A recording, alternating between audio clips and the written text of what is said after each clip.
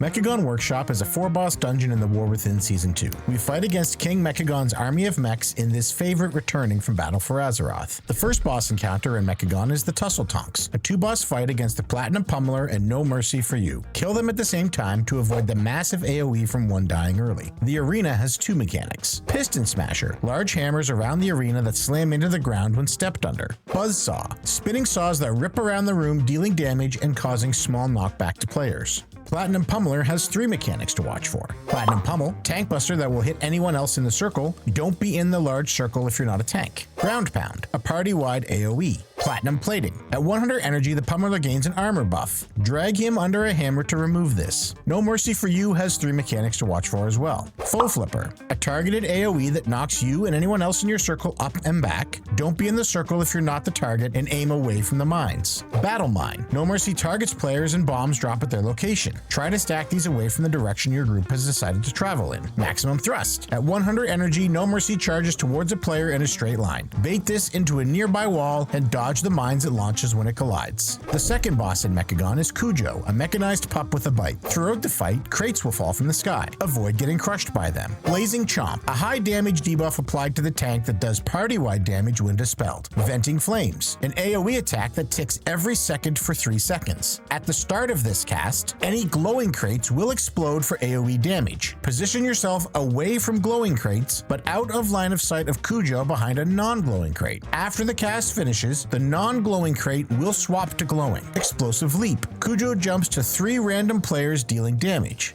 Don't let your circle touch a non-glowing crate or it will swap to glowing and be useless for line of sighting the next venting flames. Don't stand in someone else's circle. Head Machinist Sparkflux leads the 3rd encounter in the dungeon and he has only 1 mechanic. However, his garden is a casserole of nonsense you'll be dip, duck, dodging, and dealing with. Discombobulator. Sparkflux tosses a grenade at a location. Move out of the circle. Self-trimming hedge. Giant buzzsaw blades bounce around the room. Avoid these. Inconspicuous plant. A plant spawns that shoots at the closest player. Swap DPS to these and kill them fast. You can stun them while fighting them. Upon death, the plant spews oil. Hidden flame cannon. 3 beams of fire shoot out from the central pillar of the room and rotate. Find a safe space and move with the beams. When these beams touch the oil from the plants, they change to roaring flame and will shoot circles of fire around the room. Stay out of those swirls. The final encounter is with King Mechagon. This is a 2-phase fight with a lot of movement. In phase 1, King Mechagon starts in his aerial flyer. Pulse Blast. This is King Mechagon's normal attack in phase 1. Plasma Orb. Touching an orb deals damage and knocks you back. Don't touch the orbs. Recalibrate. The 4 orbs move around the room. Don't stand in the circles or in their path. Mega Zap. A targeted attack and dot that will damage anyone in the line of fire. Avoid other people's beams. Takeoff. King Mechagon lifts off, causing damage in the circle under him. Don't be in the circle. Cutting Beam. The boss fixates and chases a player while also dealing party-wide AoE. Run away if you're fixated. Once you've taken the aerial flyer to 0 health, King Mechagon switches to his giant robot for phase 2.